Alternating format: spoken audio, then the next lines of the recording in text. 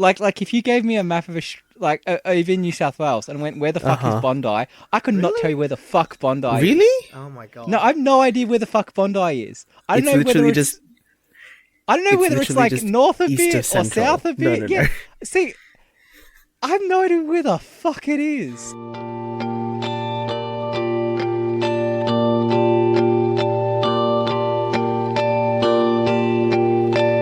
Hello and welcome back to the Great Mates podcast. I am Binaya Basnet, and with me today we have Josh Hello. and we have Nick. Hello. What's this? What's this all about?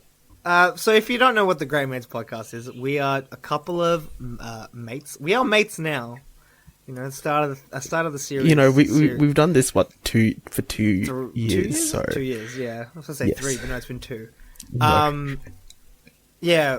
Basically, we are now a group of mates who talk about pop culture and things around us. Basically, our lives, issues that we're interested in, stuff like that. Basically, and yeah, that's this podcast. Oh boy. Oh man. How are you guys doing? It's been a minute since I've been on, so Yes. it's been a minute since I've actually paid attention to the group chat too. Like, no offense, I'm sorry. Well, in fairness, right? It's mostly just Josh and I. and sometimes Brandon. Oh yeah, Brandon. But like you know- Olivia and Jamer and stuff. Rip Jamer.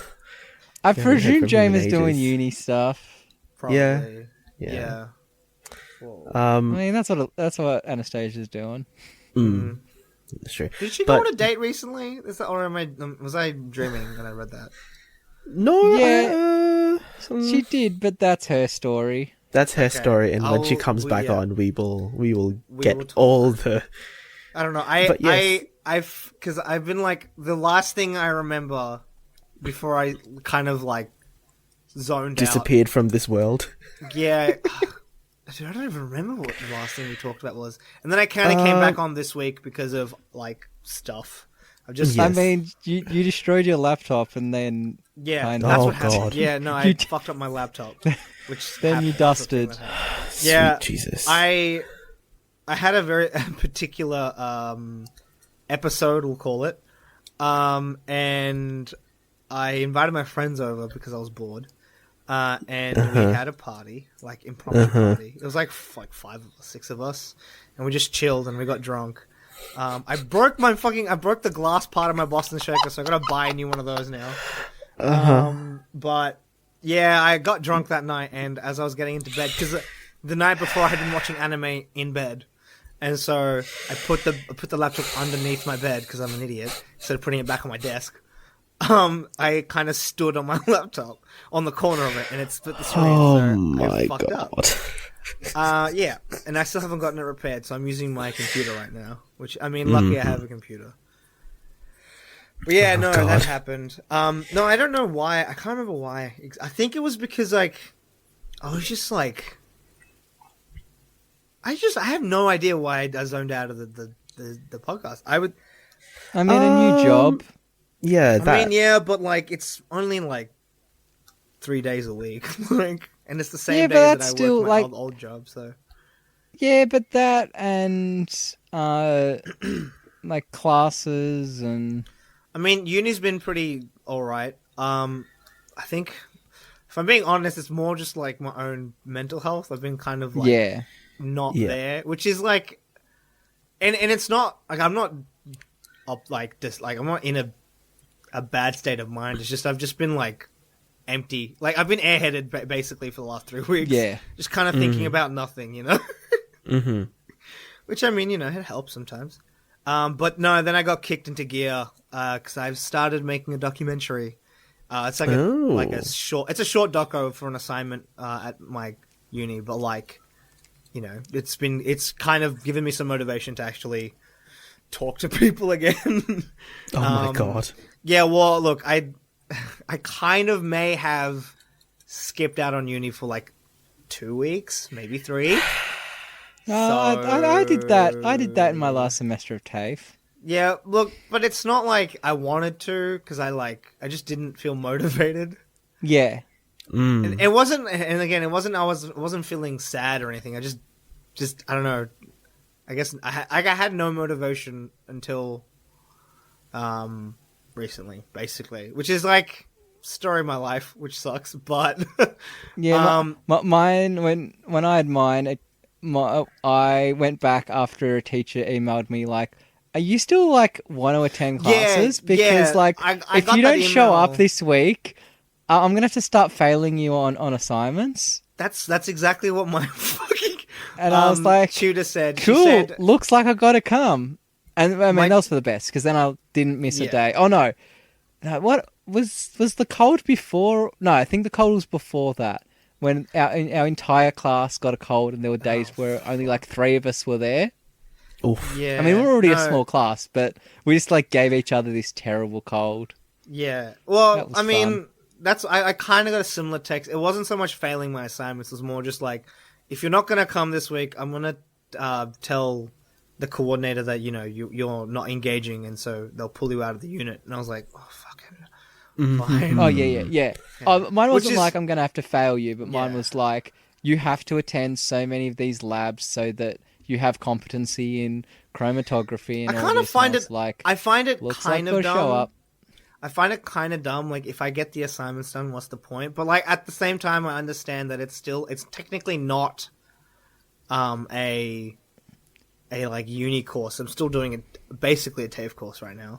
So like, yeah, I mean, I get it, but I don't get it. Either way. Anyway, that's not the point. Anyway, No. I've gotten back. I went back this week, like today, because like finally I had some kind of motivation to go. So I went in today and I did that. But yeah, no, I've just been kind of lost in my own head and just thinking about nothing, basically. How about you guys? What have y'all been up to? Nick? Constant minor anxiety attacks. Oh, That's not great. Yeah, man. yeah. Plan Why- is, why- just because my head's fucked. My head's been fucked for like the last 6 years or so, Rip. and it's just like I can kind of build up, and I mean I should probably like build myself back up, and the aim is to maybe try to do that for October. Ooh, Like, that's a not good like goal. not like as in like by October, like start building myself back up again. Yeah. That's good. That's good. So, but I don't know. It's stuff that I'm happy to talk about off mic, but I don't need it being on a public record. Fair enough. What about you, Josh? Well, I mean, lots of stuff's been happening, and we're getting towards the end of the year, so I'm just trying to make plans for other projects and trying to manage uni and all the fun stuff that comes with uni. I've got to rewrite. And I've got to rewrite my fucking script for my short film. That's the thing I need. Oh, to is do that- during my holidays? Yeah, because that's what we're gonna do when we get back. I see. I just have I told you guys what my plan is now for it? Because like I was reading through my script again. It's shit because it's a fucking. I mean, it was like a third draft. It's not. It's obviously a third draft's not gonna be amazing, but like, I was rereading it like the other day, and I just realized how like, it's just really boring. It's just a boring script. It's literally like this girl. It's like this. Okay, it's this girl's worst day ever, right? Like, her cat dies. She like gets diagnosed with chlamydia, and like all these other like just random things. And I thought like, okay, like the chlamydia is a funny joke, and like I mean the cat dying's not funny, but like I can play it for laughs. And like the last punchline is like her boyfriend like gets his car ruined or something, like a brand new car he had ruined by her or something along those lines. But then I was thinking that's a really boring premise. So I was thinking maybe instead do it where it's basically a meta comedy where like so it'll be two characters. It'll be the boyfriend, girlfriend. But they'll be, in this case, they'll just be friends, and it'll be like one of the characters kind of knows that they're in like a really shitty student film, and so they're like, they're just making jokes about being in a really bad student film the whole time, and all this horrible shit's just happening to the other person. It'd be pretty. I mean, I think that's pretty funny. You know, so I need to rewrite that script so it's funnier and it's like. If you're able to execute the comedy in that, it'll be great. I feel like it wouldn't be that hard. I feel like a lot of the comedy, like I already have one of the like jokes in my head where like they say a line. I can't remember the exact line, but they say a line that like kind of like it's the first time they acknowledge that they're in a student like a shitty student film, and like as they're like then like everything just stops, like this, like all the sound is like everything just goes silent, and they're just staring off screen, right? They're like staring, and then they like slowly turn their heads toward the camera, and before their eyes meet the camera, it cuts to like the next like scene, and then like everything's back to normal kind of thing. Mm-hmm. And like I was thinking that'd be pretty funny, like a visual gag or something. And there's like a few other things that I have in mind. I just have to like sit through that. And just write and rewrite until I, have it down, basically. Yeah. Like it's just one of those processes where I've just got to like sit through hours of just drafting a new script. It'll be worth it though. Of course. Hopefully. And I mean, like, yeah. Yeah. Yeah. What else did I do this week? I went and watched The Farewell a second time just because I could. Is it good? It's good. It's really good. Trust me when I say that. Because we did talk about it at length with some spoilers last week. It is very yes. No, keep going. I'll okay. I think it is something that we talked about. The thing that we talked about last week is that I think this is a film that you will need to see twice, just so that you can. Obviously, the first run through is going to be quite emotional, and then afterwards you can sort of like look for other things if you're a person that likes to analyze films in this way. So yeah, definitely go see it. I've done it twice, and it's still just as good. I think I just picked up more cultural bits. This is very much a subtle Asian traits, but make it a film sort of thing. Both the good and the bad parts SAT, of subtle Asian movie. traits. Yeah. It is a big SAT mood. But yes. Anyway, what were you gonna say? No, I was thinking, I just remembered that I also, like, during my time away from the podcast, I finally watched Glow, like Nick had been wanting me to for fucking, like, weeks. Forever, yes. And I watched Glow, and, oh my god, that, like, season is just... It's brutal. It's actually really brutal. Like those last two episodes. Oh, dude, I have to agree with you as the second half of that season is so strong. And like the way that they started off the season was pretty good too. The way with the Challenger disaster, that was pretty good. Like, I mean, the disaster wasn't great, but like the way that they started it off was pretty. The way that they use that as a device. Okay, but like, sure. I think my favorite. Don't spoil it too much because you might. I'm just gonna say right now. I'm going to talk about like things that happen in the show. So if you haven't watched Glow season 3, I don't fucking like skip ahead, I guess, because I'm going to talk about it and I'm going to spoil it. I cannot help myself. I'm sorry. I'm going to spoil it. So, See, now you know how I felt. So, okay, I'm going to talk about it with spoilers now. Sorry, guys. Oh, wait, actually, before I do that, I'll do spoiler. I'll do it now. Go watch it. Go watch Glow. It's really good. It explores a lot of themes that I didn't expect it to. And, like, it does it really, like, it does it fucking fantastically well. And, and there's just like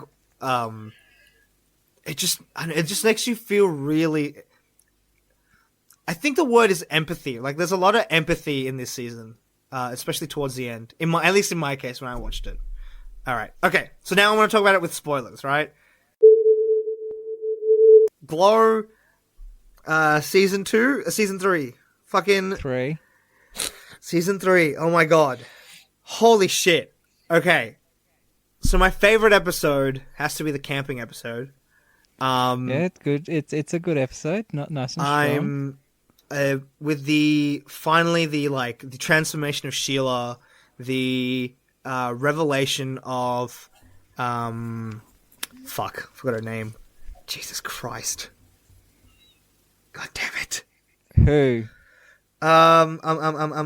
She escaped the killing fields, basically. Oh, yeah, Jenny. Doesn't her name Jenny? That's right. I was thinking her name started with J. And So the and problem just is like, there's 2 names to remember, so I'm like, yeah, remember just one of those names. yeah, and Yeah, Fortune Cookie is her wrestling persona. which and like I love the whole like fact where she's like she honestly hates it, and like Yeah, she hates being an Asian stereotype. but like also I mean so did oh my god, I don't know their actual names. I remember Artie, that's right. Also, Artie hating the fact that she was the Beirut bomber, even though she wasn't Muslim. Dude, that whole episode was so beautiful. And then the fucking the fundraiser event. Was it the fundraiser? It was the AIDS fundraiser event. And that whole episode, like the end of that episode, had me in tears because like.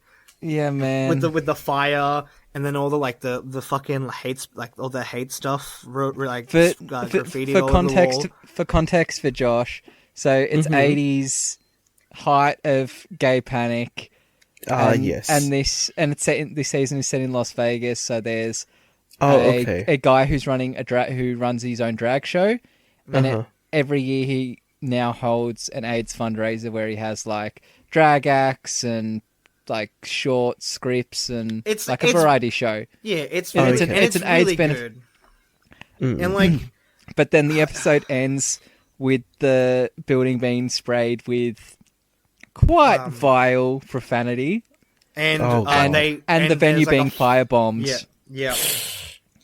And it's like it's genuinely heartbreaking. And then like this, because there's a scene in the was it the it was the camping episode where again I keep forgetting their fucking like actual names. Junk Chain, the new lady does Junk Chain. Yolanda.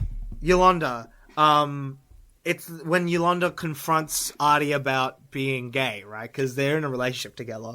But like, I mean, to be fair, Artie's like super fucking high at that point.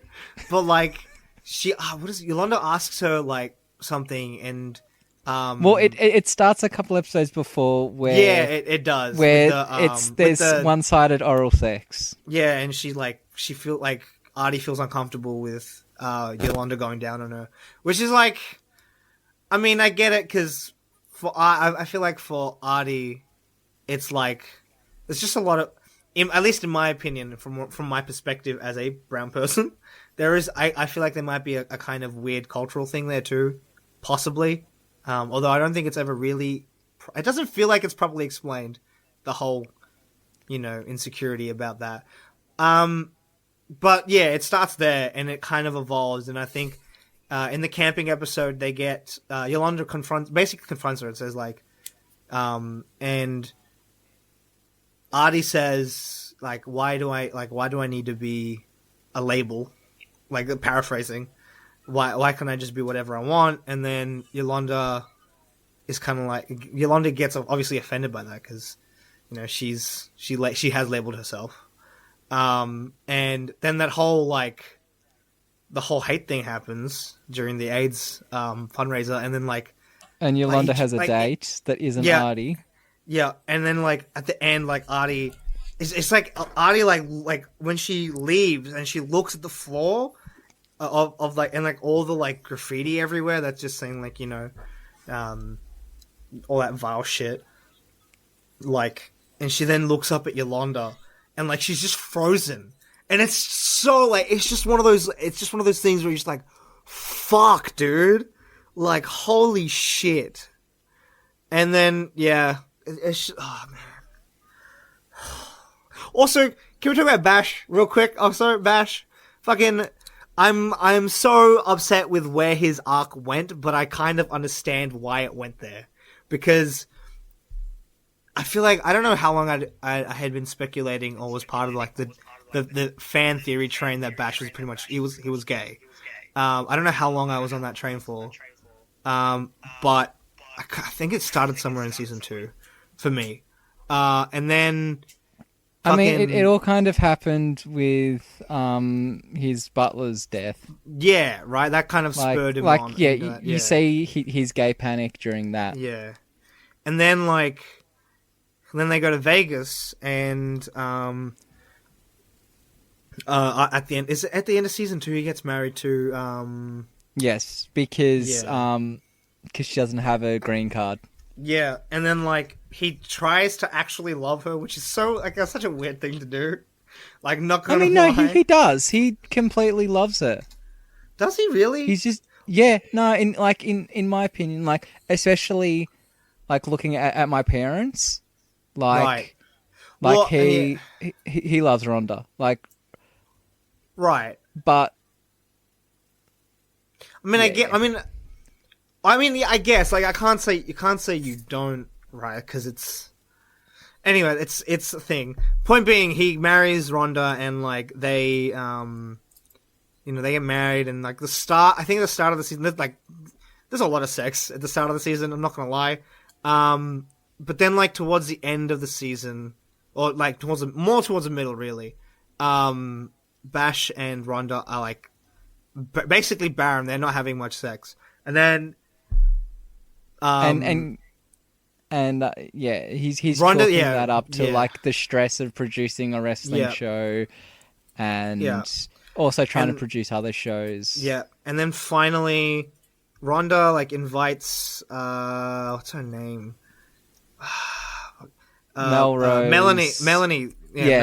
Melanie's prostitute boyfriend. Yeah, quotation marks boyfriend. I fucking love that relationship too. It's really funny. It is quite funny. But the prostitute boyfriend up to like the room to like just to make him jealous, right? Not to like actually have sex. But then one thing leads to another, and they end up having. It looks like they ended up having a 3-way, right? Yeah. But basically, Bash like kisses the male prostitute, and it's like, and then he has his whole mental breakdown. Oh, he does more than kiss. But like, yeah. But then like he has this whole mental breakdown because Rhonda saw him, enjoy, a man's company, and like, yeah, such a polite way of saying it, by the way. But yeah, he like has like he gets like, and I like Debbie doesn't seem like she's like, what's the word?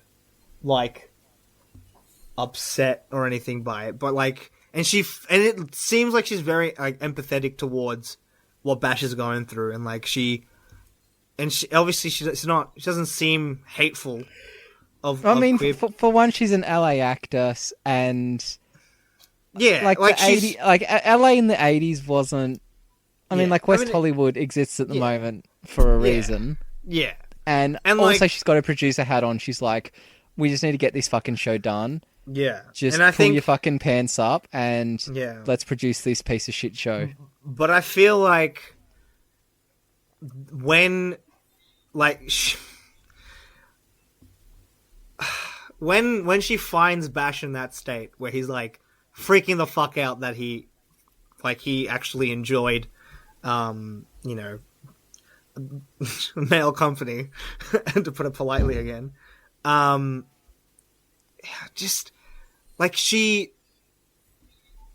how do I really? I'm trying to put this in a way where it doesn't make her seem like a villain because she really isn't. She's just trying to get work and trying to further her own career, but like she does it in a way that feels scummy, but it kind of isn't. If that makes sense.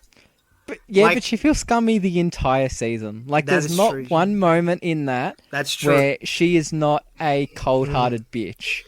I mean, she fucking steals the deal out of her boyfriend's hands. Like, fucking Well, yeah, Jesus. but even like her bringing her son to Vegas and Yeah.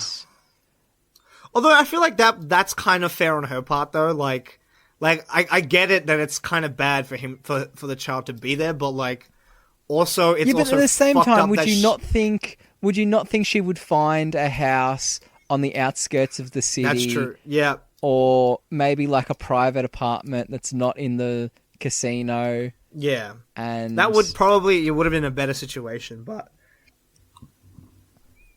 still, I understand what, like, her reasonings behind it, though. Like, it's not, because I feel like it's shitty for her to have to go back to LA basically every week and then come back. You know what I mean? Like, that's kind of fucked. So it would make more sense to bring the kid to her. And I get that, like, she shouldn't have had the kid in the casino. That's weird, I will admit. But, like, at least she was doing something about that situation in, like, a more... That to me didn't feel scummy. What felt scummy to me was basically... It felt like she used Bash's vulnerability in his panic, basically. Basically finding out that he was gay.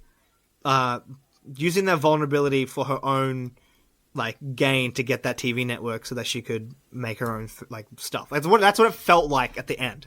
It wasn't like, and that's why it feels so weird because like I don't want to see Debbie as a villain, but when she does stuff like that, it feels like she is. You know, feels like she's like. Yeah, but she doesn't. Like, she's I don't acting want to in Bash's best interests, and Yes, as you that said is previously true. in the show, Bash can't manage his own fucking funds. Yeah. But like that's kind of why he needs like, and that's another thing. That's another thing about Rhonda as well. Like I feel like Rhonda genuinely that episode with Bash's mother and Rhonda yes, yeah, is that's a good episode. That's a good episode too.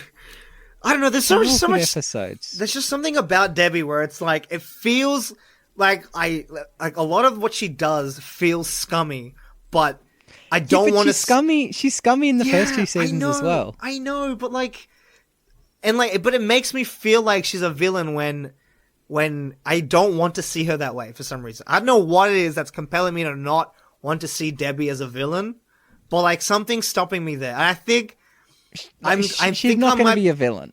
But then she's not. She's not a villain. This show doesn't have a villain. Yeah, it doesn't have a villain. That's the thing. She's not a villain. Like Betty doesn't portray Debbie as a villain, right? Like Debbie is I feel like the way to put it is she's very self-possessed and she's willing. She's driven. She's willing to do whatever it takes to get to where she wants to. And I admire that kind of drive, but I feel like some of the moves that some of the things that she does is so morally grey, and it sucks. Yeah, but these are moves to prove that she can hack it in a man's world. Hack it, exactly. That's the that thing. She's not just the And that's secretary. why, that she's not just that's why the token producer. Yeah, that's why I want to root for Debbie because she's the fucking 80s. She's Gordon Gekko of TV wrestling. Yeah, exactly. Right? Like green is good. Man. Yeah, I'm just I really want to root for her, but it makes like some of the things she does makes it hard. But I get it though. I get why she's doing it, and it's not like other people, especially the men in her industry, haven't done this kind of stuff either, right? Like they've probably done the exact same thing to get where they are. So it's not out of her it's not like it's basically an eye for an eye, right? Like she's doing what the men would do, right? In that situation. And it makes sense. And I feel like in the end, like, even though what she did with Bash, in my eyes, is still really, like, grey, I feel like in the end it'll turn out better for Bash than what, the alternative was, which is him just weeping in fucking Vegas forever. But yeah, no, I really want to like Debbie, and I do. I really do like Debbie. Debbie's character is amazing. She's strong, she's driven, she's smart. But like, I don't know what it is that like every time she does something a bit grey, it just kind of puts me off a little. It kind of like confuses me, and I don't know, but I get it. Like I have to like, it's one of those things where I have to get over it because that's what, again, that's if in that industry, that's what the men would probably do. And she's just doing what they would do, basically, right? Yeah, but it's all, like she's also very 80s. Like that's the thing. Like it's very 80s. It's very 80s. And when you look at like your Wolf of Wall Streets, your Wall Streets, like they are 80s based. Yeah. So it fits the era. Also, another side story that I really enjoyed was Sam and Justine's side story. Yeah, how'd I know you were going to talk about Justine? Fucking, I loved it so much. Okay, first of all, I'm not going to lie, I'm a massive Britt Baron fan. She's fucking amazing. I love her. But also that whole, like, that side story was pretty dope. Also, I love the, it's such a shitty interaction, but it's so funny. When, Sam, like, Ruth basically, like, tells Sam that she loves him, and then like moments later, Sam's like, "Yeah, look, you're not getting the part." And I just like it's a shitty scene, as in like it makes you feel bad for both of them, but like it's pretty funny. It's like if I was Sam in that situation, I would have told her that first. That would have been the first thing to tell her. Oh man. But yeah, no, I love that. I love that little like side story of like Sam basically getting humiliated by all the people he's worked with before, and then finally he gets a break with that one guy, but who he kind of doesn't really know. And you know, Justine finally lands the gig, and like now he's also like directing something that he wants to direct. It's cool, and I liked it. And I'm really hoping that if they do a season 4, which they probably will, it's already been said. Oh, there you go. Well, fucking amazing. I'm hoping that they finally they show what that movie is, or at least like the starting of it. They should actually. That'd be pretty funny if Netflix like released like a movie, a film within a film. Yeah, well, a film within a TV show. Yeah, so it's like you're watching the movie, like you're watching the show, right? And then, like, it gets to the part where they finally release the movie, right? And, like, it's like this premiere night, and then it'll have, like, a little, like a minute, not even a minute, like, 30-second clip of what the movie would be. And you can, like, it'll, like, come up in, like, a corner or something that says, like, watch this movie now, and you can watch the whole entire movie and then go back to watching the show. That'd be pretty cool. I'm not gonna lie. Will they do it? Probably not. It would be a cool idea, though. No, I think they would. Really? Yeah. Like, it's Netflix that just throw everything against a wall and see what the fuck sticks. Yeah, that's true. And they did the interactive Black Mirror. Yeah. So... And I mean, they have Minecraft Story Mode on there, which is interactive too. So, like, it's not out of their wheelhouse. It would just be cool to see that, like, where you can actually just watch the movie that they made, you know? Oh, okay. While we're on Netflix... Last thing I want to talk about before we start wrapping up. So, I started watching, I didn't start it. I watched a video recently talking about, it was talking about localization and the way, I guess, Netflix handles... Was this the Nick Robinson video? I think so, yes. Yeah, it is. This is the one that Nick, you put on group chat, right? Yeah. I did put on group chat when I first saw it. I watched that video too. I think I watched that video around the same time you did, before you posted it on the group chat. I watched it when it was released, so yeah, you could have seen it. Then I probably would have seen it and watched it through. I don't know. I just remember it popped up on my recommended on YouTube, and I watched it. I remember when it was, but it was a while ago. And so I watched that video about like how basically binge watching is fucking killing like localization and stuff, and like how, I mean, for various reasons, I'm also of the opinion that, you know, Netflix should do more weekly stuff, mainly because I'm an anime fan and I want to engage in those weekly like discussions, because, you know, that's what we anime fans like to do. But also like, it's just better. Like, Jeff Thu also made a video recently about binge watching and the binge watching culture, and he was talking about how like there's an episode in BoJack Horseman that's just so bizarre, and it's only 2 shots. It's like only 2 scenes throughout the whole series, right? And it's a beautiful, amazing episode, but it kind of gets washed out and blurred out because Netflix basically forces you to binge watch these shows, right? And like BoJack Horseman loses a lot of its charm if you don't watch it week to week. If you don't force yourself to watch it week to week. And it's the same with like a lot of other shows that they have. A good comparison here is, seeing we were just talking about Glow. I mean, I know you didn't watch Glow in one sitting. I watched Glow over like 3 or 4 sittings. I watched it, I think, in 3 days. Over 3 days. Yeah. I was about the same. I was like 3 or 4 days. Yeah. But you have that, but then compare it to like, well, to The Good Place, which is released week to week on Netflix. Yeah. And you look at also, your BoJack Horseman, your Stranger Things, your Unbreakable Kimmy Schmidt's. What else are those big Netflix shows that get dumped all at once? Yeah. But yeah, like any of those, and you look like, imagine if Game of Thrones was dropped all at once.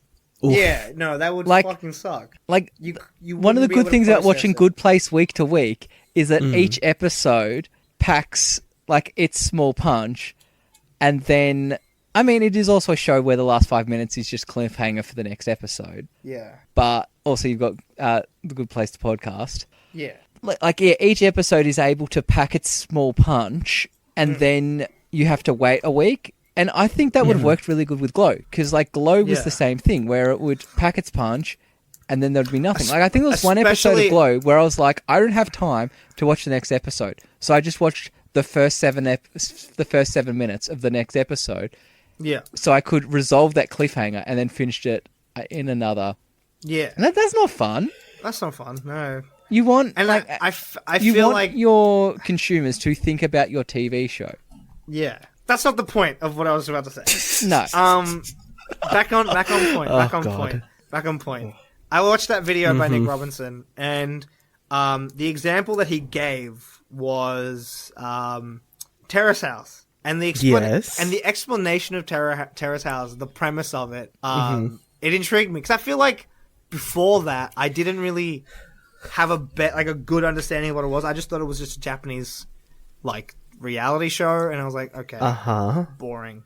But it's the thing that got me intrigued was the fact that they have commentators, and like they cut to the commentators every so often to like, you know, insert their opinion on what's happening and like explain the subtleties of like what's going on in a certain like situation, right? And I feel like that's so interesting because it allows you to, as a consumer that's outside of Japan, it allows you to understand the cultural subtleties a lot more than you would, right? Just watching the cameras, right, roll, because you wouldn't understand a lot of the things, right? Whereas with those commentators, it gives that extra level of analysis where you're like, okay, now I'm starting to see what like this kind of interaction means, and I feel like that's piqued my interest. And so I went onto Netflix and I looked up Terrace House, and they only have, I think, 4 on there right now.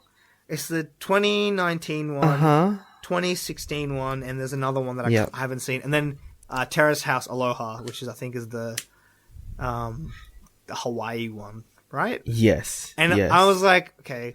And then I remember, like, aren't there like way more seasons than this? And so now I've come to our good amazing dad,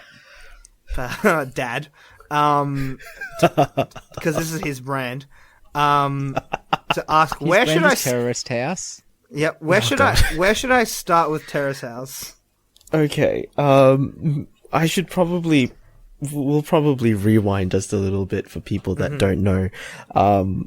So I found out about Terrace House from a Twitter friend of mine sometime last year. And what Ben said is basically correct. So the basic premise of the show is it's 3 men and 3 women living in a house, and what they're provided with is the house. They've got cars available to them to go on day trips and stuff like that. And you've also got the team of observers. I call them commentators. I think Robinson refers to them as the peanut gallery. Yes, in that video. but I think that's a very American term that Yeah. I'm not familiar with, so I just call them commentators. Yeah, I call them the commentators too. Yeah. So what happens is they also watch the edited footage provided by the production team, and they comment basically on the exact same things that we've been watching as audience members. So it's And this- Gogglebox on the exact same show that they're on. Yes, essentially. Yeah. So you've got, and these are people that have done it for like ages. So, originally this was just a show that was produced by Fuji TV in Japan for Japan only. And then what happened was, this original series of Terrace House ran from, I think, 2014 to 2016. And then there was a film made of Terrace House, which was Okay. going to be like the canonical end of the show. After that film, basically a film length version of what would happen on the show, was released in Japan. Netflix approached Fuji TV, and they decided that Terrace House would be expanded, distributed worldwide through Netflix. So this is a collaboration now. So what you'll be able to see being on Netflix is Terrace House Boys and Girls in the City. Yep. That is the first Netflix collaborative series, which is actually the 2nd season. And then you've got Aloha State, which is the Hawaii International season. That's the 3rd series of Terrace House. The 4th series of Terrace House is O&D, Opening New Doors, which premiered last year. 2017, 2018, I think. And then this year we have Terrace House Tokyo 2019, 2020. The tricky thing with watching Terrace House outside of Japan is, in Japan, what happens is Fuji Television broadcasts it live first, and then Netflix Japan gets to upload it the day after. So it's kind of the same situation, kind of the similar arrangement with Good Place. I don't mind a day off, because it's, and this is going back to like the anime stuff, right? Where like, Yeah. I mean, simulcasting. What was that? Simulcasting has become such like a prevalent thing in the anime community that like, Yeah. we don't really see like, you know, a day after stuff. It's usually an hour after it airs in Japan. But that being Yeah. said, generally anime discussions about an episode last for the week until the next episode Yeah. comes out. So it's not. Yeah. So a day difference isn't that big a deal. Yeah. Yeah. But what's happened is, I believe the main reason and the main strategy behind it is Netflix is using this as a binging strategy, which I have problems with. Okay. But there's also As did rights Robinson. issues. There's also license okay. issues. Really? So what happened previously is, they use, so the music that they select, as like, BGM or OST theme opening stuff and closing, traditionally in the all previous iterations of Terrace House, except for this current season that's airing, have used a different license. in Japan compared to international. So what happened was they used like Yeah, I was going to say in that, the similar Japan to, like, seasons. wrestling. Yeah, in Japan, all of the previous seasons up until Tokyo 2019-2020 used got permission for Taylor Swift OST as its openings. Yes. Don't ask me the reasons why. Yes. No. We'll get there. They also use Snow Patrol's Chasing Cars as its closing in Japan. Yeah, I remember. Yeah, Nick Robinson talked about Snow Patrol. Yeah, that's a thing. Oh my God. But in the Snow Patrol? yes, but in all of the Netflix co-produced seasons that have been released Netflix internationally, these OSTs are different.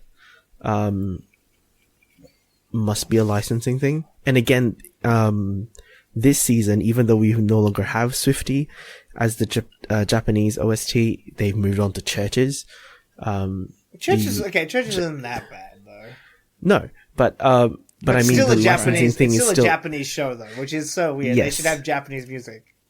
I mean, we're catering to more of a millennial crowd.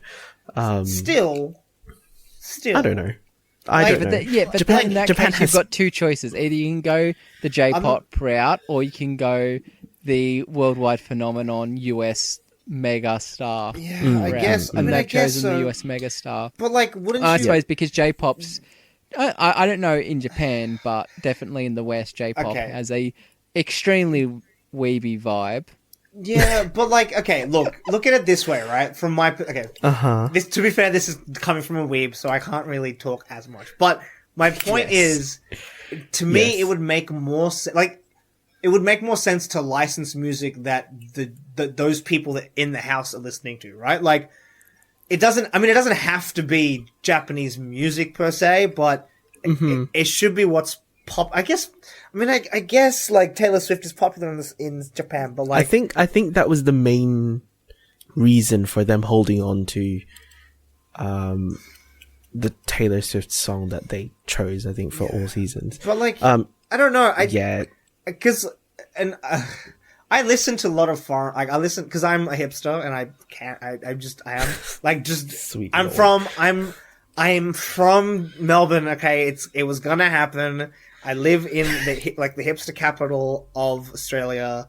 I'm sorry, but I do listen to foreign music. Like, the only things that I really associate with Japanese music is like lo-fi hip hop, and that's only, to be fair though, that's only because Japan, like, a Japanese music person, like, basically invented the genre. And I'm talking about new fuck, what's his name? Nujabes? I don't know how to say it. It's Nujabes. He basically popularized / invented, in my opinion, / invented lo-fi hip hop when he made the OST for Samurai Champloo, which is such a good fucking OST. Point being, a lot of the music there, like, and city pop is probably the other one that I kind of, like, associate with Japan, purely because it is Japanese. Because it's like, you know what city pop is, right? Oh, do you know that like song that was going around, Plastic Love? That's city pop. Yes. That's city pop. Yes. My point is, like, a lot of what they listen to in Japan, even if it has Japanese lyrics, doesn't necessarily sound quote unquote Japanese. You know what I mean? Yes. It's very international friendly, and like it doesn't. And I feel like for like an OST for a show, like a TV show, lyrics don't really matter all too much, right? It's more about the instrumentals in like and setting up like an atmosphere in a show. Depending on the show, I think definitely for a reality show, yes, you don't need the lyrics. You don't really need, and because really, your music is mostly going to be transitional. Yeah, exactly, or like background music, or like setting a tone, right? You're setting a tone. Yeah. So, but yes, that's weird to me. That's weird to me. We've drifted a bit, but sorry, yes, we have. So in Japan, it's released weekly, yes, but there was so there may be some issues there. there may be licensing, but also because Netflix does multi-language subs, there might be a lead time that they require, but again, that's pretty bullshit. We are currently, so we're in September now. The current season, Tokyo 2019-2020, started broadcasting in Japan, I believe in June. So we are already like 2 or 3 months behind. Yes. Well, So, I mean, that's why know. you just get a VPN. Yeah. Well, they yes, released. true. They released. That's what became Nick Robinson's video. Yeah, like he Yes. he an ad for a didn't VPN. Didn't he release? Didn't it, like they release it weekly with English subtitles anyway on the Japanese Netflix? So like just Yes. On defeats the Netflix, point. it is released weekly with English subtitles. So dumb. It's Yes. so dumb. Like if you do that, what the fuck, man? Ah. But you can talk about that and then also look at Kim's Convenience. That's true. Yes, Kim's Convenience is not on Netflix in Canada, or it's not released Wait, what? weekly in Canada. No, okay, it's not. okay. It's because it's released by CBC. Yes. Oh right, yeah. It's an international thing license, right? For But when you have, Yes. and I for know like anything Good outside Place, the States. I mean, I'm Canada. not. Apparently, Good Place is a co-production with Netflix. Apparently, I didn't. Think it is. I think it is. Oh yes, Because it does say because it Netflix comes original. with a Netflix Yeah. original. Yeah, Yes. it's a I think So it's fuck. I think it's like a distribution like a weird distribution deal where Yeah. Netflix is basically like has put in some money towards the budget of the show, right? And in return they get distribution, like online distribution, International rights. distribution rights. Yeah. Yeah. So it's probably something along those lines, which makes sense to me. I mean, so yes, and NBC in America selected that. In Canada, maybe they didn't select. Maybe they didn't want I think Netflix's that's the- money, or Maybe. I whatever, don't know what but yes. CBC was thinking but about. yes, but yes. we took flights to Canada to be able to watch Kim's Weekly. Yet Yes. all those episodes were then saved as a backlog and dropped as one in Australia as one Yeah. season. So it doesn't just exist for Japanese shows; it does exist for Yeah. other media, Other- but it could be yeah. different because of production And contracts and fun and stuff contracts. Then all you got to do is take the episode, cut off the opening and closing, put in your opening and closing, and you can still have that day. Like you can still release it a day after it airs in Japan. Mm-hmm. So licensing excuses probably don't stand up too well. Probably. Yeah. But Probably. also, yes, But- Netflix is going for this. Yeah. Drop it all at once and let you decide. I think they're starting to move away Plan. from that now, though, because like, Uh, I don't heard think I can't remember where I heard it, but I heard that they're gonna start releasing weekly stuff. And I think this was announced after D23, because it obviously came to light that Disney Plus was not going to be releasing like just mass dropping shows. yeah, but at the They same would- they would- time, like every other streaming service has been doing weekly.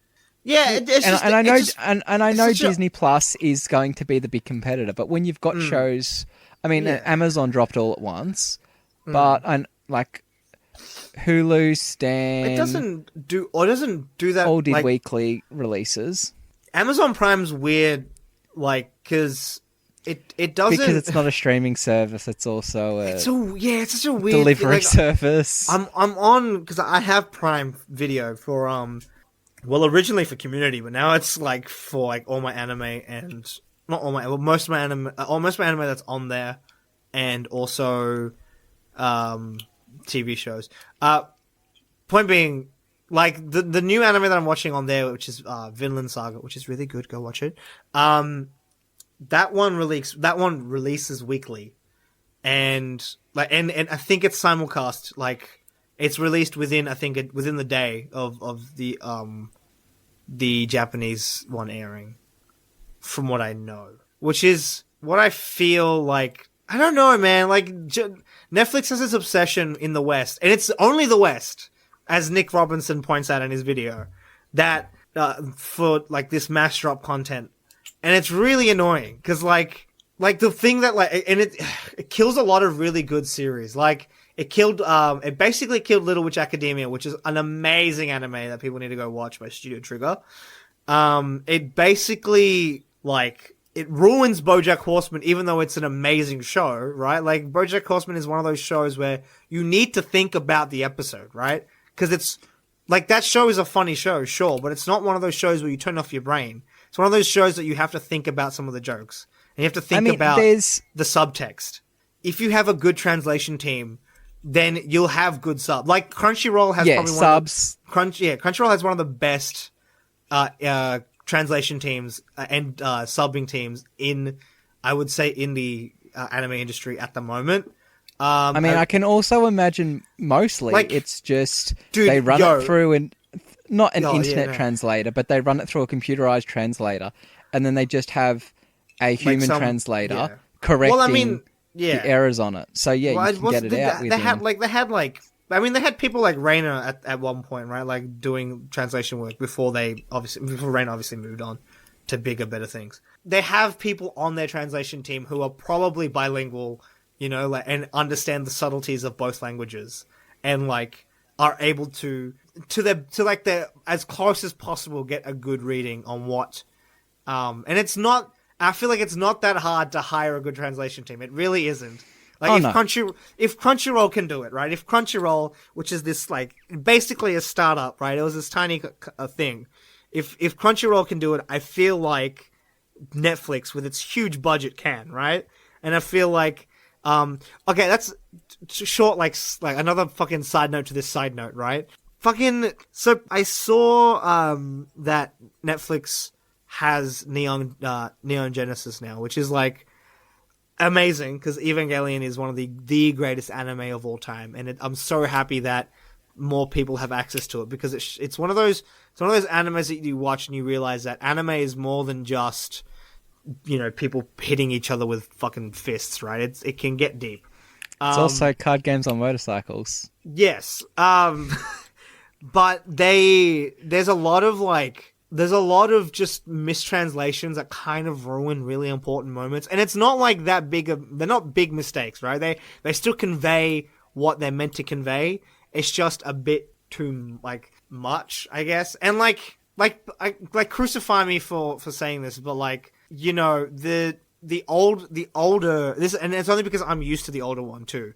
But the older, translation is, even though it takes a lot more liberties in the translation, it's a lot more accurate in conveying what the characters are saying, right? Whereas the one that's on Netflix is a bit more direct, which is not bad. It's just, it kind of kills some of the scenes. So it's a different translation to original. Yeah, it's the different. It's a different dub. It's a different sub. The dub is also, I think, different. They have different voice actors. Oh, okay. So this is just it's sub. It's a complete. Well, but it's a completely different translation team. The problem I have with Netflix is it feels kind of lifeless now, the way that Disney does, where they grab properties just to make money off them, and it's the same with it's the same with Disney. There's no passion behind a lot of what they do, and it's kind of sad. It just would have been, I don't know, it just would have been cooler if they had just were able to get the older translation, or at least get a better translation team, and do that. Especially with anime, because we're passionate. Us anime weebs, we're fucking very passionate about it. Josh. Back to Terrace House, because we keep getting sidetracked because Netflix has so many problems. It's such a great platform, but it's got so many problems. Oh, but we've discussed this at length. Yeah, multiple times, and it's sad. Yes. Which means it really is just a systemic problem. Yeah.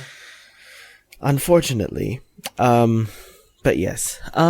What can I say about where do I? So what do you want to know? Where do Where I do you start? want to? I heard that the latest season is not that bad and a good starting point, but like I don't know because I want to watch I the feel first like- actual season of Terrace House, Ooh. which I feel like is hard to get your hands on. So I have been blessed with tickets to Japan Yeah, to of access course. the original Is it on season Netflix? of no You have to go to Japan to watch it. yeah Is it on the unfortunately. Fuji TV website? If they have one?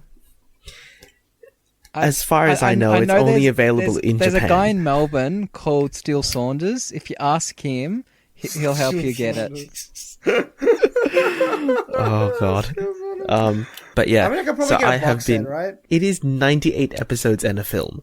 Whoa, that's so long for reality. So if you TV. think about it, 98 weeks.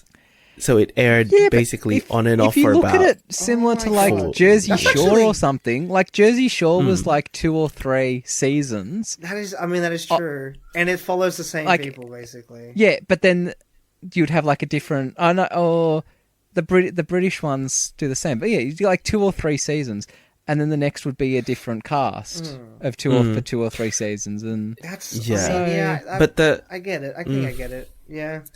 think the more unique thing about Terrace House is that within one distinct iteration of the show, you get it's a rolling cast, so people can leave the house of their own volition at any point in time if they want to, and they're not confined to the house unlike Big Brother, so they're able to go to work and school and go on family trips that they've organized like in advance and those sorts of things. So,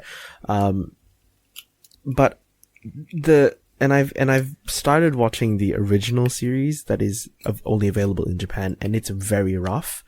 It is very different to the Netflix co-production iteration of the show. Right. Because the very first format only had one person as a sort of narrator of the show who will introduce each commentator? episode. No, they will only be there for the introduction, and then they will let the show run. And then what happened is Interesting.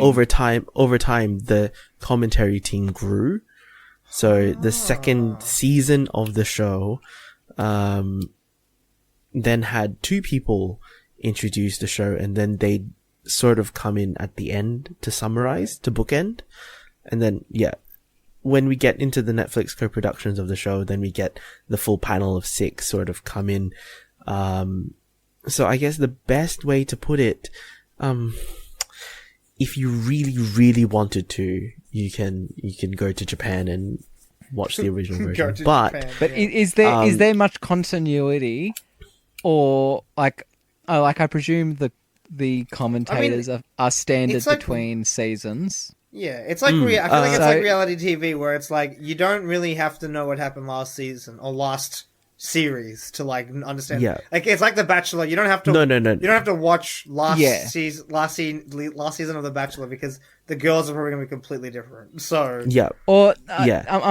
but then is it a bit like The Bachelor and Bachelorette, where the current Bachelor was a contestant on The Bachelorette 2 seasons ago? Oh, So, Yeah, like, but, like, is there that- that's- mean. you is there still don't really- continuity? Is there much continuity between terms of casts? Oh, not more, but like are events referenced between seasons and Okay, so I can say this without giving away too much spoiler content. There are people from previous iterations of the show that will appear. so like in all the Netflix star co-productions. guests, like guest Yeah, appearance kind type of. of thing. And also the commentary team make references to like big incidents that happen Okay, on the yeah, show yeah. that are repeating themselves again. Yeah. That was kind of the type of thing I was asking. Yeah. So would it be better for me to start from season 2 then? So basically, yes. So go watch Boys and Girls in the City, which is the Netflix. season, the first one. Basically, season the 1 of Netflix Netflix. co-production. Yeah. Yep. You don't have. I will say this right now. You do not have to watch Aloha State or Opening New Doors. for me and for a few of the people that I know who have also watched Aloha State, the other two seasons, Aloha State is probably objectively the worst iteration of Terrace House. Rip. Mostly because towards the end of Aloha State, we get a very, how can I word this? The intentions of one of the housemates seems to be misplaced. Oh, So so one of the housemates essentially like becomes such a dick to everyone else that it ruined the vibe of the house. Nice. Fun times. Fun times to, And wait, why did this happen though? Why did she do that? Um, Oh, we'll have to watch to find out. if you really want to, but no, it's very scumbaggy. Okay. I mean, I might watch it if I want more Terrace House. So if you want that, definitely watch the first season available on Netflix okay. because it gives you a good enough idea of how. Is watch it the new worth, one, you know, right? watching the newer older stuff and then going back to watch the older stuff if you wanted to. I feel like Yeah. I feel like Japanese TV and Japanese like I feel like the Japanese are really good at just making very healing content. If that makes sense. So like, I understand where you're coming from with because that. I haven't seen Terrace House, but what I've heard, it's fairly laid back in comparison to Big Brother or like drama happens. Yeah. But, like, it's not as- There's drama, but it's not as intense. manufactured. Yeah, it's not as intense as like.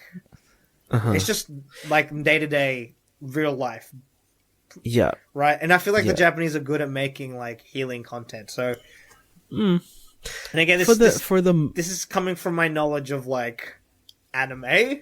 I'm sorry. I'm sorry. I know like real people and anime are different, but like things like Yes. Sweetness and Lightning, things like Tanaka-kun is always listless, things like even K-On! To an extent, which is a kind of a healing anime. They're just things you watch to like not what's the word? It's just to like feel happy, right? Or like to feel just to like allow yourself to like I guess heal, quote unquote. But these are very like specific anime that are like designed to make you feel happy. Like anyway, yes. But I feel like Terrace House and I feel like a lot of other Japanese media might be similar. It wouldn't be the same because I feel like obviously Terrace House has drama from the sounds of it. So it's not like a healing show, but it seems fairly laid back in comparison to American TV. Yeah, I would definitely say that. The only, again, this is why the feedback, particularly about Aloha State, is quite negative, is because there are elements of this Americanness to that season. Okay. So, well, I mean, it makes sense, right? Because they're in Hawaii. Yeah. So. Yes, we are in Hawaii. But I guess the good thing about Terrace House is that you're able to, for like just a general audience standpoint, you get to see what it's like to be someone in the age range of 18 to 30 living in Japan in this day and age. That's pretty cute. That's pretty good. Yeah. In terms of, if you're a person like me who goes into this actually looking at behavior and group dynamics, this is a perfect example of that, and how communication is key, because oh my god, a lot of the petty things that happen on this show could be resolved with better communication. Oh my god. Thanks, Suck Dad. Yes. Dude, fucking, that's amazing. So, if you like to see textbook examples of how effective communication could be resolved without shit hitting the fan, yeah, you can go watch this show. I will say I find it interesting that Netflix tags nudity and sex scenes as part of its content advisory. Even though there are no sex scenes, that does not happen on this show. Because it's there not is- American. Nope. But could it be a twofer? Like, could No. it be a like they don't? There is very as in they See, the classify only- the both, only- but like if there's one, they classify as both. maybe, but also there is in- very rarely nudity on this show anyway. Is there any like kissing, hand holding? That's sex to fucking Americans, man. You know Americans. Yeah, and especially their around the Bible relationship Belt. with sex. Oh god. Got to leave space for Um, Jesus. Yeah. 30 centimeter rule, man. God. I'm sorry.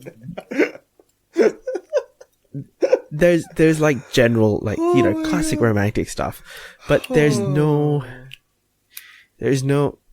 like, there's probably only really one season there's like explicit nudity, and that is Opening New Doors, just because they have like a hot tub that is Then why won't like you just wear? prime position for. Why don't you just wear like It- fucking, you know, like bikini or something? I don't, or like a I mean, fucking, yeah, fucking what do they but call again- it? Swim trunks. Like, why not just wear normal swimwear? Yeah, because but also In a they're hot youth. tub? because it's and because Japan has this very big onsen culture as yeah, well. Of course. Yeah, but like So, that's like hot springs though, right? Not like, and like, Oh no, it's No, it's like a oh, an onsen in the house.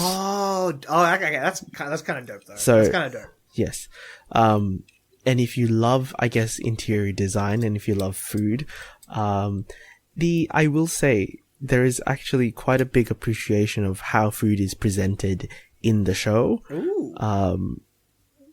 So the way that they've, because there's obviously a lot of like home cooking stuff that goes on. So you get to see housemates cook, but also when they go on dates, Are there any or outings, are there any Are there any point where like, is it like all fixed cameras, or like do they have a cameraman in the No, house? no.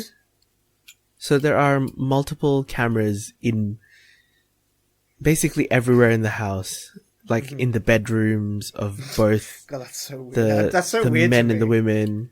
Yes, But I mean, yes, they're it is very segregated weird. though, so it's fine. Yes. In then sorry, you have the main- because I am a true believer of Jesus Christ. I'm just kidding. I can't even pretend. God. I can't even pretend. I'm sorry. I'm sorry, Christian Dad. Keep going. But then you've also got cameras in the kitchen, dining space, and the living space as well. And then obviously when they move off site, when they're in locations, They'll they have will like have a cameras that, cameraman. yeah, but they're all fixed point. Okay, so there's no very like, there's very rarely tracking shots, right. or Okay. pans. Okay, so it's very that much move like close. reality TV. Like, It is, yeah. And even though one of the things that I would like, it would be so weird though, because it would ruin the, like, I guess the facade that they're living by, like they're living privately, is like have a cameraman there. But again, it's so weird because people act differently in front of a cameraman on camera, Well, yes. it doesn't even have to be on they- camera. It's just like and they act more produced. yeah, they act. Yeah. People act way more produced in front of a person holding a camera than they do when like there's like, I guess, quote unquote, like security cameras or hidden cameras, right? Like, I mean, I'm assuming that these people know that they're being filmed, right? But yeah. the point Nah, it's all void. but yeah. But they probably like put that to the back of their head because there's nobody physically there holding a camera in their Oh face. no! There are. Oh, really? Yes. Okay. But they've been. I guess the position of the cameras is such that it's not like. I mean, of Obvious. course, there will be an eye shot, but Yeah. within eye line, but it's not completely obvious. Right. But your point about people acting like increasing certain behaviors Yeah. because they're on camera is very evident, and it's it's very obvious in Aloha State, but you can tell with some people who have certain intentions of being like aspiring actors on television or in film. classic. You can tell those sort of characters come up. That's pretty cool. I mean, Yes. like, it's interesting because as someone who wants to work in that industry, like in film, not in reality TV, because fuck that. But like in film, it's interesting because I noticed that when I put a camera in front of people, especially during this, especially like filming this short film and like taking photos and stuff. People even taking photos. Like when I was doing my photography course last semester, I noticed that people change in front of the camera. They change, and it's considerable. Like it's a considerable, like noticeable, because like whilst yes they're just accentuating their own personality traits, it's still to the point where it feels like they're kind of becoming someone else, or like you know how that is. Like when someone exaggerates one of their main personality traits, they kind of become someone else, right? Of course, yeah. Like, yeah. I don't know. And it's the same. I mean, it's the same with like what we're doing. This is getting really meta, but it's the same with what we're doing right now, right? With this microphone, with our microphones, right? Where we are exaggerating our personalities to an extent. I don't feel like it's through audio. It's very different. I feel like it's not as bad as when we're doing it through like visually. Because like people can't see us, right? But I'm still exaggerating my like when I'm on mic. I know for the fact that I really do play up my weirdness and awkwardness a lot on the. It's like not because like I don't want to do it. I just subconsciously do it. I just do, right? Like that's just how I am when I'm on mic, even when I'm on camera. Right? That's the personality trait that I like exaggerate.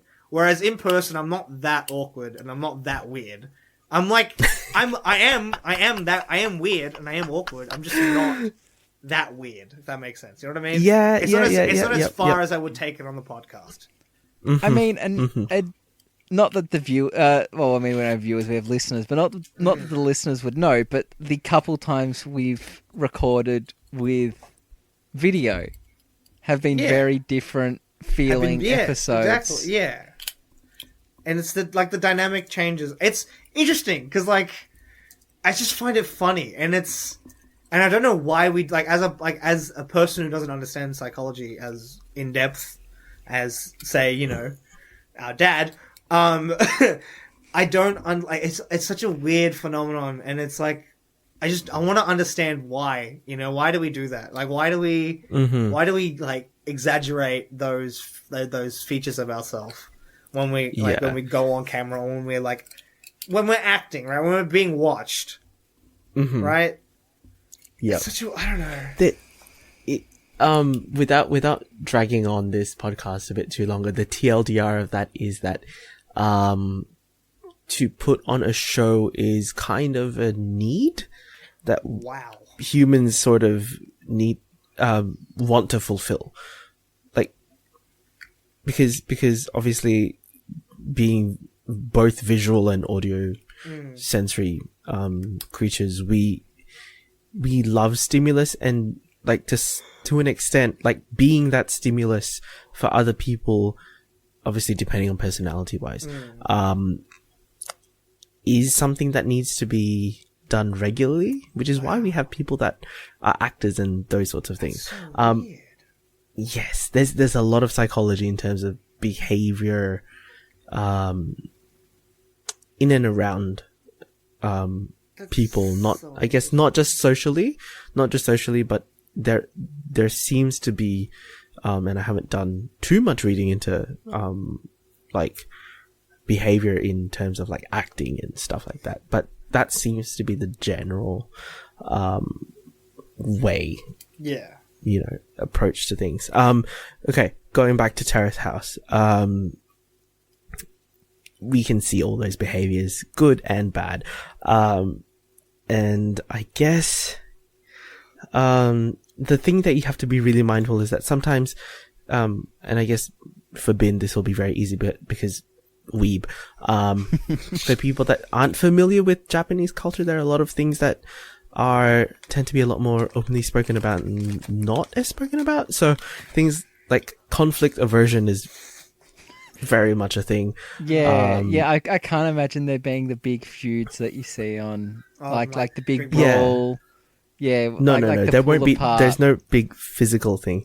It's a lot of and you'll see this been in particularly the first few series of Terrace House, is what I like to call the dining room table convention. So the house gets to sit around the dining table, Oh my God. and we all bitch about toxic behaviors. Really? Yes. Oh my God, that's amazing. That sounds fun. Sounds great. It is Dude, fun. that sounds great, dude. Because you know what happens here I is wish that I did that. at people my learn house. people learn from their behaviors very quickly when it's all aired out at the dining table. Dude, that's beautiful. So that's something to keep an eye out for. Oh my God. But again, like the food, the way that they show the food is like hashtag insta porn, like insta food porn Oh my dream. God. It is very pretty.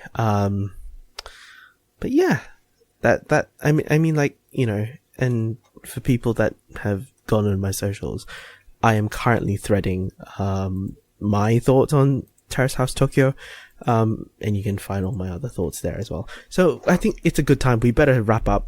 Yeah, now. it's So yeah, it's pretty late. it's time to. Yeah. So right. So recommendations, right? First, that's what we do. Yes. So yeah, we're gonna Yes. wrap up now. Nick, what is your recommendation for this week? My recommendation for this week is a video game. I found it via a Let's Play and was like, I need to stop watching this and start playing this. So it is. So the game is called Outer Wilds. It was released in May this year. Oh, That being 2019, and Uh-huh. heard of this game before. I don't want to talk too much about it because it is very much a mystery and a puzzle solving game, Ooh. and Oh, this game. it has a very interesting difficulty curve where it starts really easy and gets really hard, which is really enjoyable.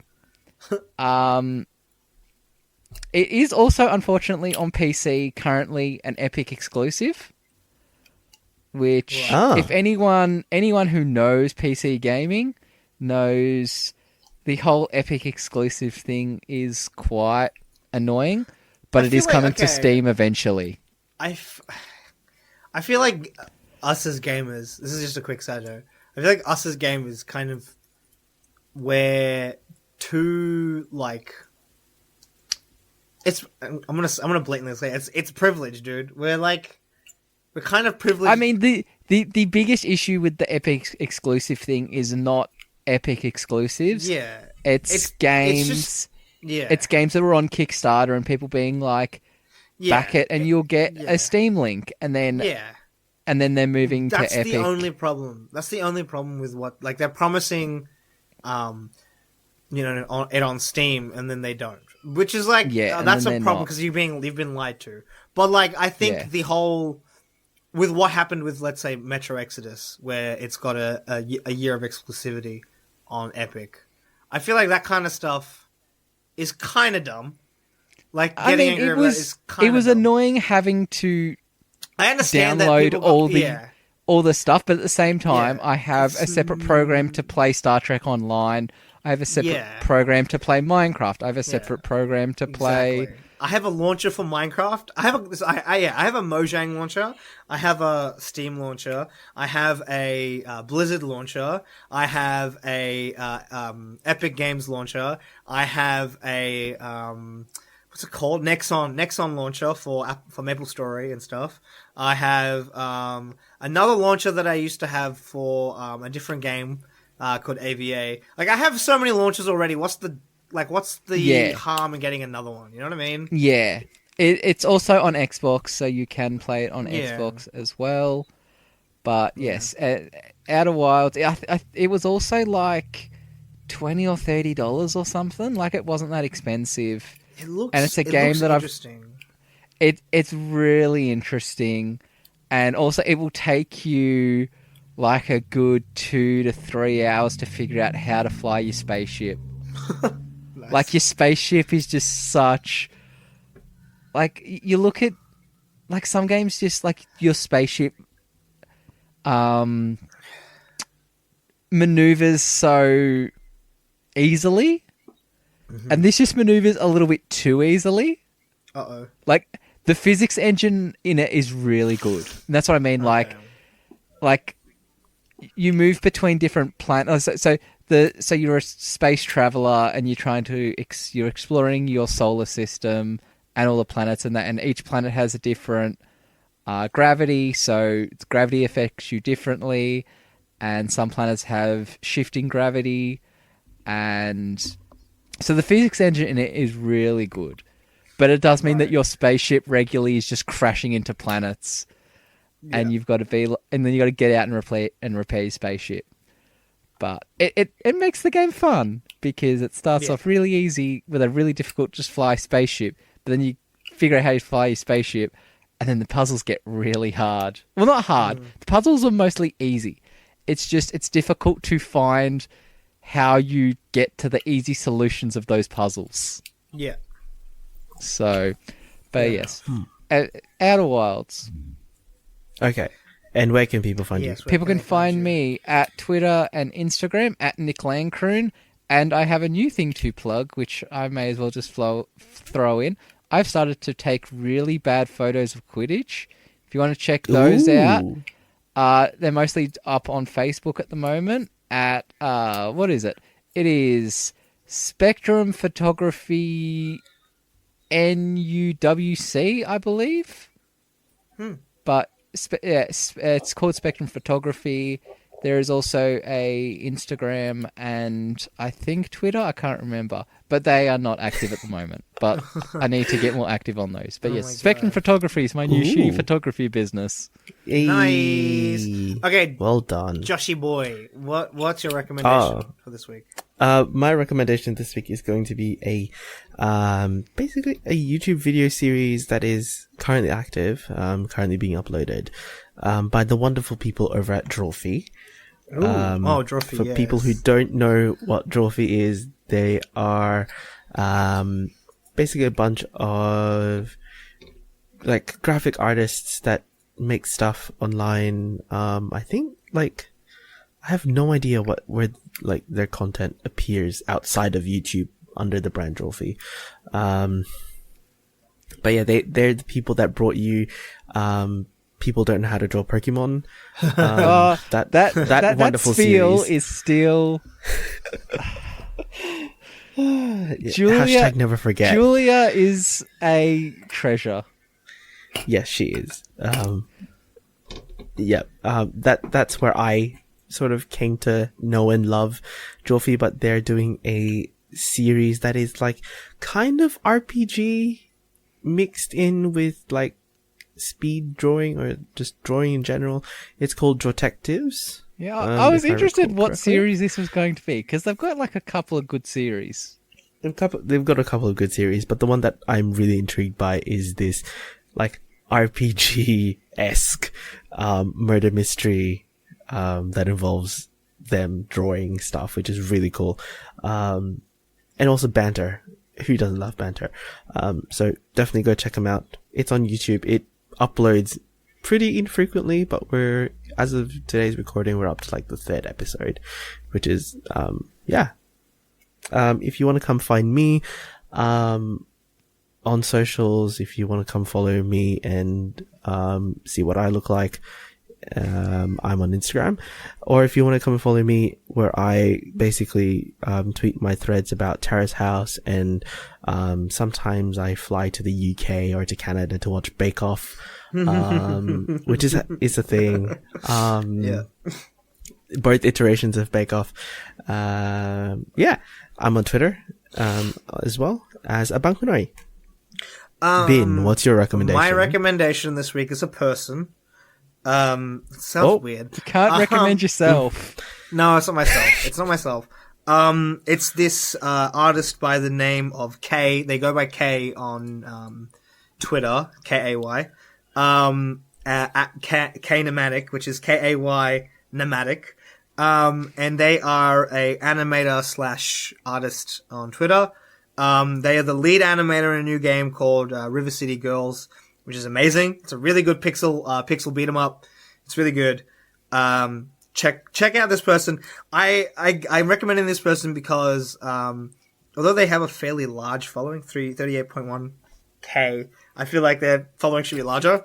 This person did the Twitch notification stuff for Ross, Rubber Ninja. That's how I kind of discovered them through Ross. But no, this person is just, they just do like, it's like super wholesome art, and like, it's just so good, man. It's just so good. And like, their animation, like, game is like on point. And I am someone who has become obsessed with like good animation as of late for some reason. It's something that's possessed me to enjoy, and like really analyze good animation. So, give this person a follow because they do amazing art. How do you spell the handle? At KAYNIMAT. Hold on, MATIC. Okay. Kinematic. Sweet. And you can find me on Twitter, at Bins in the Air. I don't know why I laughed at that. It's pretty boring now. At Bins in the Air on Twitter. The joke is very much dead. Yeah. I think I might actually start a new Instagram soon? For like, for film stuff. For proper film stuff. Yeah, for proper film stuff. So, Okay. I don't know when that'll be though, but hopefully. Well, soon-ish, Yeah, soon. I guess. It's the same with my YouTube thing. Soon, I guess. God. Here we go. Yeah. Okay. But yeah, I I think that's it. Thank you for listening to us ramble for like basically 2 hours. This is going to be edited down. If you happen to hear like random sounds throughout here, it's either because I'm putting in a spoiler warning or because edit. Yep. Yes. Yeah. So yeah. I hope you enjoyed the episode. I don't know how else to end this. Where can they find us, Bill? Oh yeah, that's as right. As yes. in socials. So you can find. Jesus Almighty. It's been a while, dude. You can. Brandon did a good job of this. I can't remember the fucking socials. Holy shit! Oh my god. Okay, I will now. Podcast. There we go. Oh Twitter my and god! Instagram. Has it really been that long since I can't remember the fucking socials? See, Apparently. I remembered it because a tweet today included both at Great Mates Podcast God. and at Pornhub. So that was an nice. interesting tweet. I saw that. Beautiful. God. But yeah. okay. I will now take over. Thank you for and close off the show. Make sure that we don't drive off a cliff. Jesus. So if you enjoyed the ramble, feel free to sub to us basically everywhere you listen to podcasts and share us to your friends. Don't forget, we do have 2 extra shows that have, that are around. Let's Get Deeper, which has just finished its 2nd volume, and Spoilers for Days, where we released, a special Good Place, podcast where I interviewed a friend of mine, which was dropped, not too long ago. Just in time for, the season 4 premiere of The Good Place. Oh, nice. This last I'm gonna cry season. when that last episode hits us. We are going to cry together. It will be a journey that will be quite emotional. I need to watch that from week to week as well. I need to like put that down in my calendar. Yes. Yeah, put that down as an appointment. Yeah. Make it a weekly thing. And yeah, Who needs if therapy when you you got a good place? I mean, what? That was a bad joke. Not endorsing that comment. That's a bad joke. Anyway, yep. Jesus Christ. If you want to send us topics to talk about or interesting things that you may have found lurking through around in the internet, feel free to send them to us. Use the hashtag GreatMatesPodcast or slide into our DMs. And if I check my calendar correctly, we should be a month out from our Halloween special. Yes. We're doing that again this year, so feel free to send us Spoopy your shit. Halloween. I am spoopy excited. shit. Halloween themed questions and the like. And that also means we will be about 2 months away from our season 3 finale. Cry. Fun times. So we've given you our endpoint. I hope for this year. I really hope that I get both my documentary and my fucking short film finished by then, because then I'll have a lot to talk about, and it's gonna be great. Great. Fantastic. Apart from that, that is going to be it from us this week. As you said, also, if you enjoy, if listening to podcasts on YouTube is your thing, we also have, oh my god, we have a YouTube channel. That's right. Oh my fucking god. Jesus, dude. Go and sub to that. How much? I've forgotten so much. Oh my god. There's a lot of stuff that goes on behind the scenes. We've discussed this in the past. God. But this is going to be it for this episode. We will see you guys. Bye. Bye. I'm probably going to stay up until fucking 1 o'clock to watch Terrace House. Bye.